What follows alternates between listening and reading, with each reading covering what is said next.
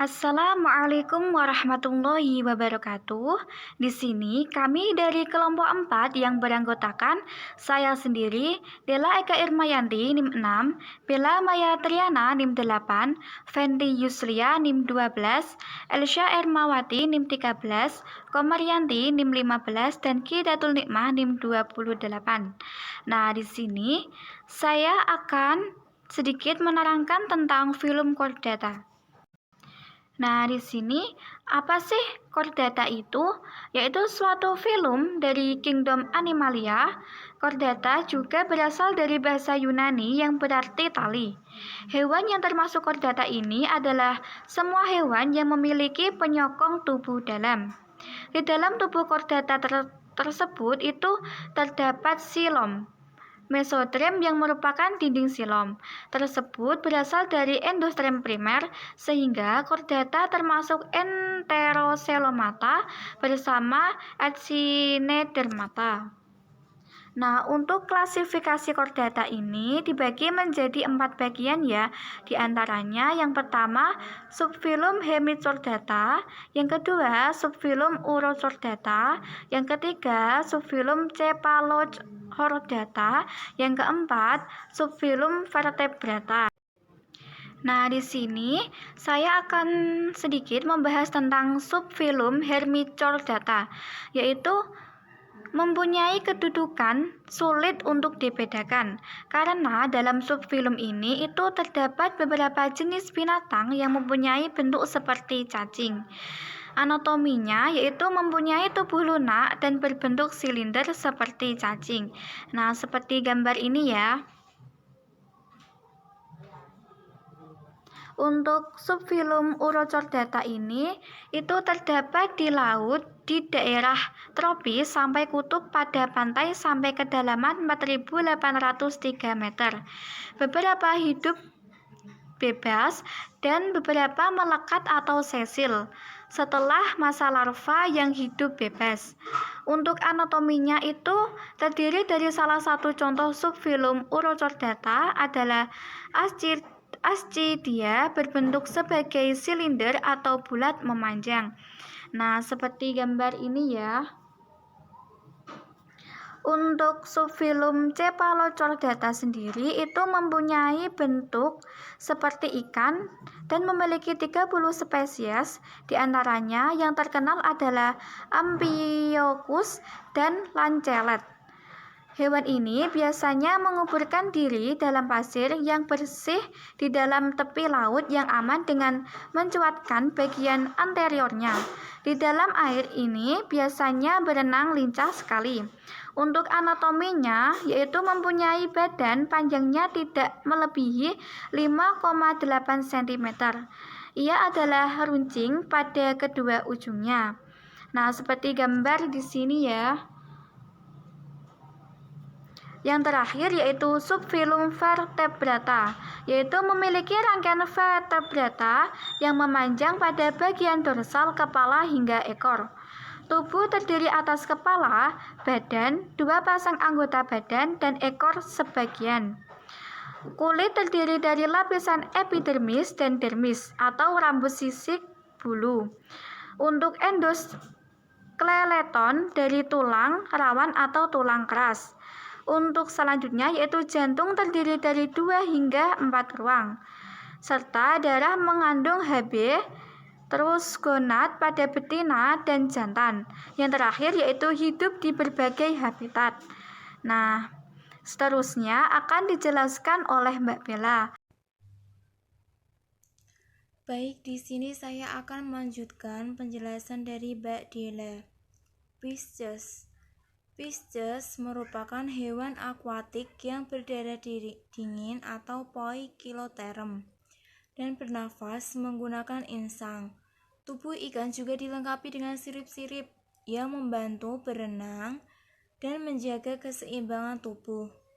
Ikan berkembang biak dengan bertelur atau ovipar, dan ada juga Pisces yang melalui fertilisasi internal dan fertilisasi eksternal. Selanjutnya di sini ada Karakteristik dari Pisces ada dua ya, umum dan juga khusus.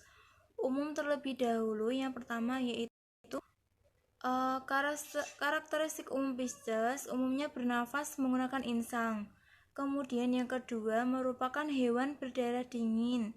Yang ketiga yaitu suhu tubuhnya berubah-ubah sesuai dengan lingkungannya. Yang keempat, jantung terdiri dari dua ruang yaitu atrium dan juga ventricle. Yang terakhir yaitu pada umumnya memiliki kulit bersisik dan licin karena terdapat selaput lendir. Sedangkan karakteristik khusus Pisces ini juga ada 5, sama seperti karakteristik umum Pisces tadi ya. Yang pertama yaitu hidup di perairan, baik sungai maupun laut. Kemudian yang kedua, tubuhnya dilengkapi dengan sirip-sirip yang berfungsi untuk menjaga dan membantu berenang. 3. Memiliki gelembung ruang yang memudahkan untuk naik turun dalam air. 4. Karakteristiknya itu berfungsi untuk keseimbangan tubuh. Kemudian 5. Ikan mempunyai gurat sisi yang berfungsi untuk mengetahui tekanan air. Selanjutnya, beberapa jenis ikan itu bersifat diadromus. Diadromus itu dapat hidup di air asin maupun air tawar. Hal itu dilakukan dengan mengatur cairan tubuh agar sesuai dengan lingkungannya. Ikan tersebut minum atau tidak minum tergantung pada keasinan lingkungannya. Selain itu, insang dan ginjalnya dengan cepat dapat berubah-ubah tugas dari memproses air tawar menjadi memproses air asin, dan juga sebaliknya. Ikan salmon yang pergi dari samudra menuju air tawar untuk bertelur, dan ikan steria, terubuk, dan lamprey yang hidup dekat muara sungai. Bisa dilihat contohnya itu berada di sebelah kanan. Yang pertama itu ikan tawes, dan juga ada ikan nila, ikan medaka, dan juga ini ada ikan mujair dan salmon umpan.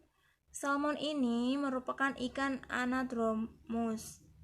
Kemudian di sini ada juga belut air tawar, dan juga ada ikan sidat atau anguilla, dan ikan keting atau pangasius adalah ikan catadromous.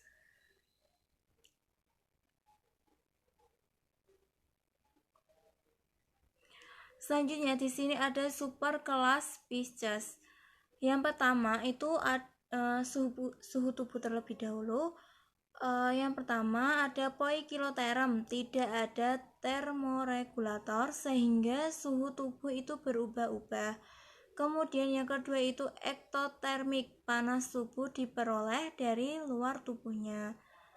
Dan 3, tuna abu-abu dan ikan sejenisnya endotermik sehingga temperatur tubuh konstan, dan juga ada retermirable.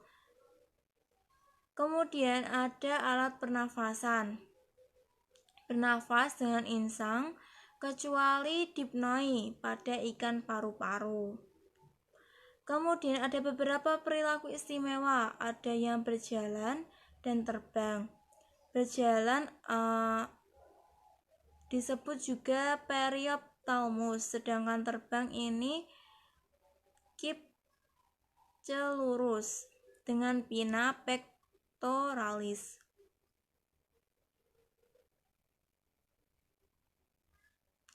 Di sini ada gambar ikan.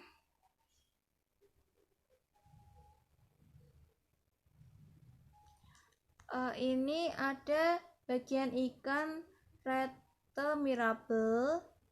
Ini ya ini. Kemudian ada juga otot merah ini. Bisa dilihat gambarnya pada PPT teman-teman. Kemudian ada juga vena lateral. Ada arteri lateral juga. Kemudian di sini ada 2 macam peredaran darah. Di sini itu ada aorta tuna abu-abu yang berdarah hangat terdapat tepat di bawah sisi. Bagiannya itu ada insang, jantung, aorta, arteri subkutan, vena subkutan, dan vena posterior utama. Sedangkan pada ikan berdarah dingin ini atau arteri utama searah dengan tulang belakang. Ada insang, jantung, aorta, dan vena posterior utama. Selanjutnya di sini ada tadi beberapa perilaku istimewa. Perilaku istimewa yang pertama ini ada gambar ikan gelodok. Gambar ikan gelodok ini ikan yang berjalan atau memanjat pohon. Di sini ada bagian-bagian dari ikan gelodok. Yang pertama itu dilihat dari sirip dada. Ini dia sirip dadanya. Itu dengan sirip berotot, ikan gelodok dapat berlari-lari di dataran berlumpur. Kemudian ada rongga insang ini. Rongga insang, bila ikan gelodok berjalan di darat, kantong mirip spons ini penuh dengan air. Dan ada juga sirip perut nih. Dengan sirip yang mirip mangkuk penghisap, ikan gelodok dapat memanjat permukaan tegak.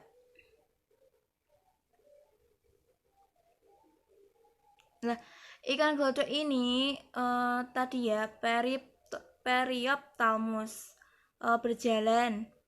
Kemudian pada musim kawin ikan gelodok bintik ini berwarna biru. Ini berada di ini ya, gambar ini berwarna biru, melompat-lompat untuk menandai wilayahnya. Pejantan kebanyakan jenis ini menggali liang di lumpur untuk tempat berkembang biak ini. Seperti ini berkembang biaknya. Itu dia gambar dari perilaku istimewa dari ikan gelodok. Selanjutnya akan oleh Mbak Fenty. Assalamualaikum warahmatullahi wabarakatuh. Perkenalkan, saya Fenty Zuslia, NIM 12 akan melanjutkan presentasi dari Mbak Bella, yaitu perilaku istimewa yang kedua, yaitu pada ikan torani, yaitu terbang ke udara. Jadi, ikan itu memiliki perilaku istimewa. Salah satunya ada ikan torani yang terbang ke udara. Saat ikan torani terbang ke udara, sirip dari dada dan sirip pinggul itu siripnya terentang. Selanjutnya perilaku istimewa yang ketiga, yaitu ikan sumpit yang sedang menembak serangga yang hinggap di daun. Jadi ikan sumpit atau ikan pemangsa ini itu mencari mangsa, menembak serangga-serangga yang hinggap di daun atau serangga-serangga yang di sekitar atas air, sehingga bisa menjadi makanan untuk ikan sumpit. Selanjutnya ada parasit seksual. Nah, di sini ada ikan sungut dada, yaitu jantan menempel dan rahangnya menyatu dengan kulit betina. Selanjutnya klasifikasi superkelas Pisces. Kingdomnya Animalia, subkingdom Metazoa. Masuk ke dalam subkingdom ini karena pada hewan ini terdapat sel yang banyak untuk melakukan aktivitas hidupnya. Filumnya termasuk dalam filum Chordata, yaitu masuk dalam filum Chordata karena Pisces memiliki sumbu tubuh bagian dalam. Subfilum yaitu vertebrata atau craniata, dikelompokkan pada filum craniata atau vertebrata. Selanjutnya menurut Romer, Superkelas Pisces itu dibagi menjadi 3 kelas, yaitu pertama ada kelas Agatha, adalah kelompok ikan yang tidak memiliki rahang mulut. Contohnya seperti mangkok dikelilingi oleh tentakel. Yang kedua ada kelas Chondrichthyes, yaitu kelompok ikan yang rangka tubuhnya tersusun dari tulang rawan. Yang ketiga ada kelas Osteichthyes, yaitu kelompok ikan yang rangkanya tersusun dari tulang sejati. Nah, menurut Wikipedia yang diambil dari Lager et al. Pada tahun 1962, klasifikasi Pisces dapat dibagi menjadi sebagai berikut. Yang pertama, kelas Cephala Spidomorphi dan kelas Chondrichthyes. Yang ketiga ada kelas Osteichthyes. Dan menurut Ian S.R. Munro mempergunakan untuk ikan-ikan di Sri Lanka klasifikasi Ellsberg yang sedikit berubah menjadi 2 kelas, yaitu pertama kelas Elasmobranchi dan kelas Telostei. Oke teman-teman, selanjutnya kita akan membahas klasifikasi beberapa jenis ikan. Di sini yang pertama saya akan membahas tentang klasifikasi ikan baung. Nah, teman-teman bisa melihat gambar dari ikan baung seperti ini ya teman-teman. Nah, selanjutnya klasifikasi ikan baung, filumnya itu termasuk dalam Chordata, kelas Pisces, subkelas Teleucei, ordo Ostariophysi, subordo Siluridae, famili Brachydae, genus Macrones, dan spesies Macrones nemurus. Selanjutnya ada klasifikasi ikan betutu. Nah, ikan betutu gambarnya seperti ini ya teman-teman. Nah, hidungnya itu termasuk hidung Animalia, filum Chordata, superkelas Pisces, kelas Actinosperigi, ordo Perciformes, subordo Gobiidae, famili Eleutheridae, dan spesies Oxyeleutris marmorata. Nah, selanjutnya ada klasifikasi ikan gabus. Nah, gambarnya seperti ini ya ikan gabus teman-teman. Kelasnya itu termasuk dalam kelas Actinosterigi, ordonya Perciformes, famili Gobiidae, subfamili Gobinae, dan spesies Prosogobius celebius. Nah, lanjutnya ada klasifikasi ikan tawes. Nah, gambarnya seperti ini ya teman-teman ikan tawes. Untuk filumnya itu termasuk dalam filum Chordata, subfilum pada vertebrata, subkelas Pisces. Untuk kelas termasuk dalam Actinosperigi dan subordo Teleustei, dan ordo Ostariophysi, subordo Cyprinoidae, famili Cyprinidae, dan genus Puntius, dan spesies Puntius javanicus. Nah, selanjutnya ada dari super kelas Pisces itu ada 2 sistema, yaitu sistema skeleti, yaitu rangka dalam tulang, dan rangka luar seperti sisik. Berdasarkan struktur ada 4 macam. Appendagis berupa pini atau tunggal, atau juga bisa berpasangan. Yang kedua ada sistema muskuli, yaitu miomer bentuknya konus, miokomata, dan epaksial atau hipaksial. Baik, selanjutnya yaitu superkelas Pisces pada kelas Chondrichthyes dan kelas Osteichthyes. Itu karakteristiknya adalah jumlahnya sangat banyak, ukurannya itu variatif, yaitu sekitar pada 0,8 cm sampai 7,5 meter. Untuk habitatnya itu berada pada air tawar, air laut, dan air payau. Dan termasuk pada Diatrus maus, yaitu Anadrus maus contohnya pada ikan salmon, dan Catadrus maus contohnya ikan sidat dan keting.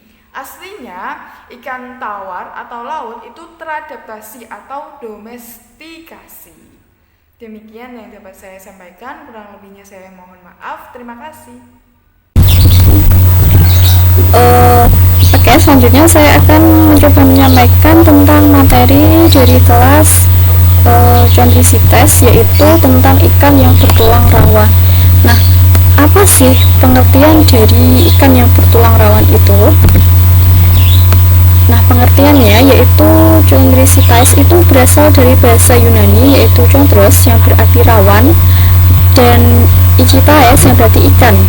Nah, artinya chondricites ini merupakan ikan yang bertulang rawan atau lunak yang memiliki bentuk tubuh yang tertutup oleh sisik-sisik plakoid yang kasar yang berisi dentin atau mesodermal yang dilapisi dengan ektodermal.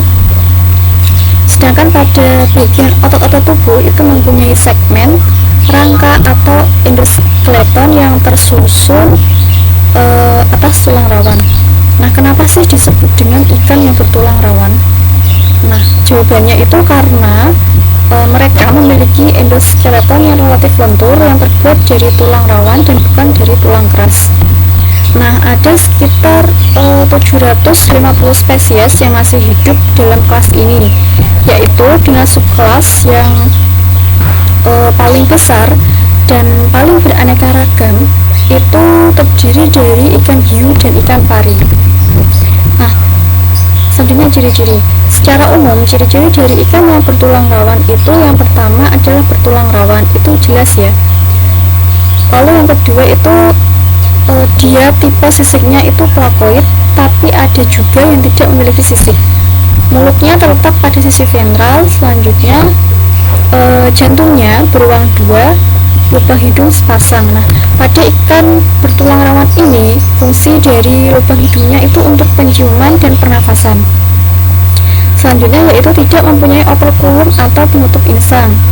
Letak celah insang lateral dan ventral, tidak memiliki gelembung udara, sirip yang berpasangan, ada yang memiliki spirakulum dan ada yang tidak. Selanjutnya klasifikasi.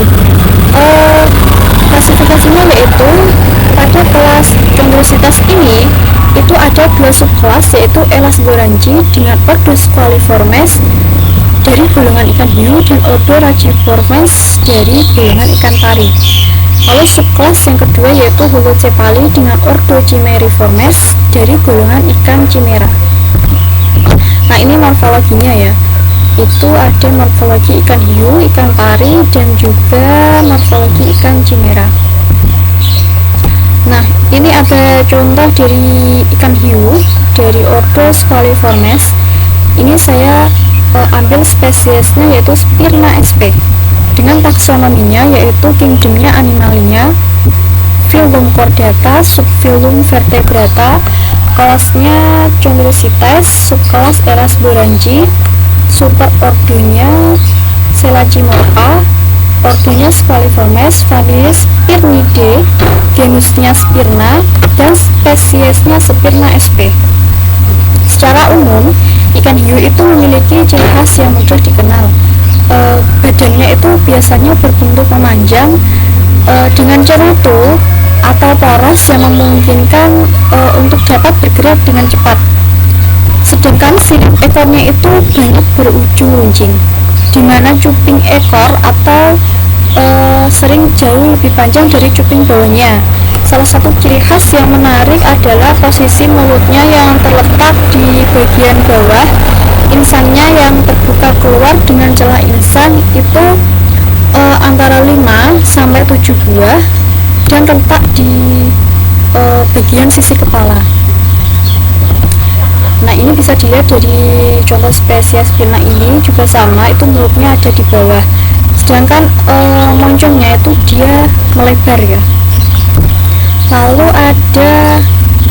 ini ada ikan pari, saya ambil spesiesnya contohnya Trigon 7. dengan taksonominya yaitu kingdomnya Animalia, filumnya Chordata, subfilum Vertebrata, kelasnya Chondricites, subkelas Elaslorangi, ordonya Rajiformes, famili Trigonidae, genusnya Trigon, spesiesnya Trigon 7.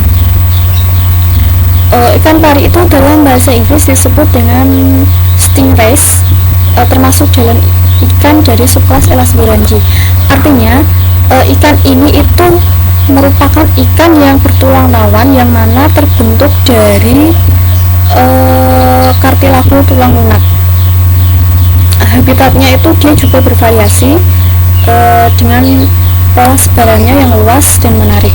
Daerah sebaran ikan pari itu meliputi perairan pantai yang terkadang masuk dalam area pasang surut. Sedangkan ukuran ikan pari setelah dewasa itu dia bervariasi ya. Kalau yang paling kecil itu ukurannya 10 cm dengan lebarnya 5 cm. Sedangkan ikan pari yang terbesar yang dikenal dengan nama parimanta itu panjang tubuhnya kira-kira mencapai 7 meter dengan beratnya sekitar 1,3 ton. Lalu ini ada dari ordo Chimeriformes. Saya ambil contohnya spesies Calorhynchus mili dengan taksonominya yaitu kingdomnya Animalia, filum Chordata, kelas Chondricites, subkelas Holocephali, ordonya Chimeriformes dan familinya Calorhynchidae, genusnya Calorhynchus dan spesiesnya Calorhynchus mili. Nah, ikan chimera ini itu mendapat gelar ikan hantu, ikan hiu hantu. Kenapa disebut dengan ikan hiu hantu? Karena dia itu habitatnya itu berada sangat jauh di dasar laut dan jarang bertemu dengan manusia. Dengan kedalaman habitatnya itu sekitar 2000 sampai 2500 meter.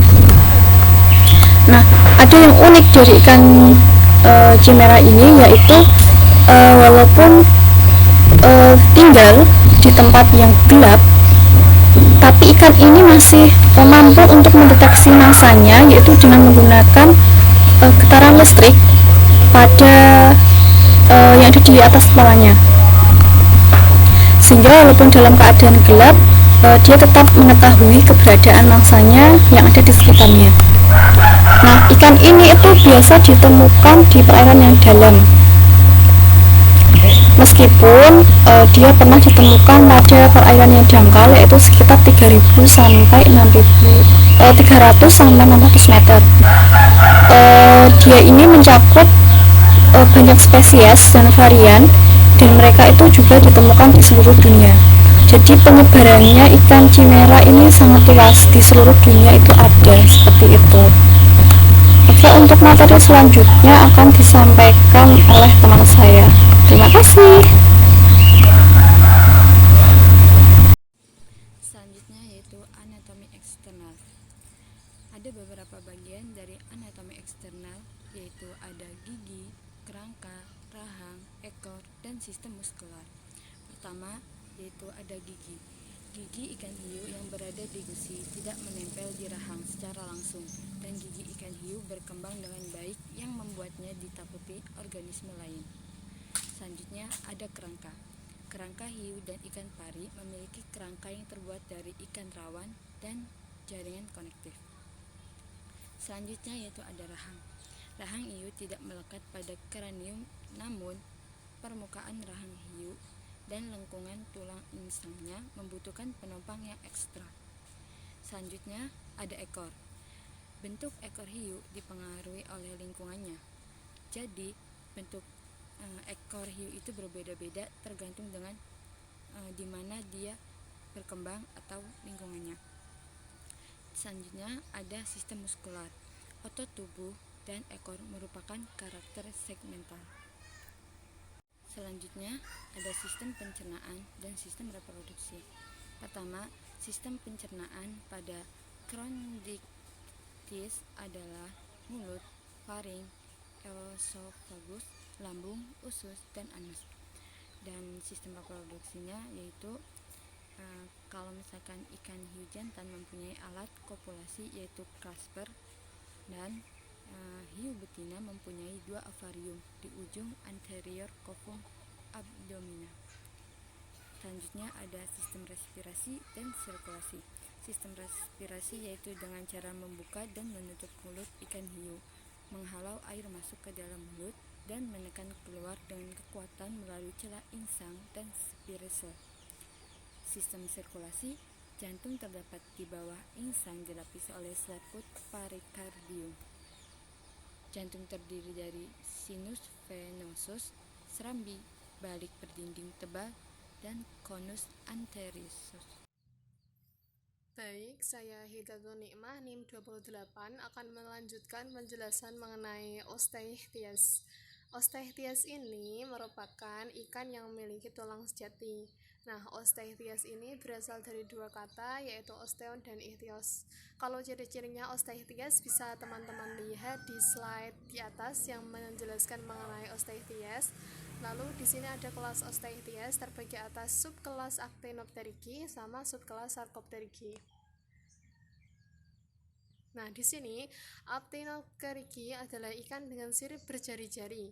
Ciri lainnya adalah sirip-sirip berpasangan yang disokong oleh jari-jari dermal tanpa keberadaan lobus basal. Kantung hidungnya hanya terbuka ke arah luar. Contohnya di sini ada ikan salmon dan ikan perca. Lalu ada Sarcopterygi. Sarcopterygi merupakan ikan dengan sirip berdaging. Cirinya sirip-sirip berpasangan dan tulang-tulang kerangka dalam tubuh yang kokoh. Lobus uskural terdapat pada dasar anus dan sirip dorsal kedua. Contohnya di sini ada ikan Lepidosiran dan Latimeria. Nah, di sini ada dijelaskan mengenai bagian-bagian tubuh dari Osteichthyes atau ikan bertulang sejati atau yang biasa disebut juga bony fish. Nah, di sini dia itu mempunyai tulang sejati. Bisa kita lihat itu bagian vertebranya. Nah, teman-teman bisa membaca mengenai bagian-bagiannya.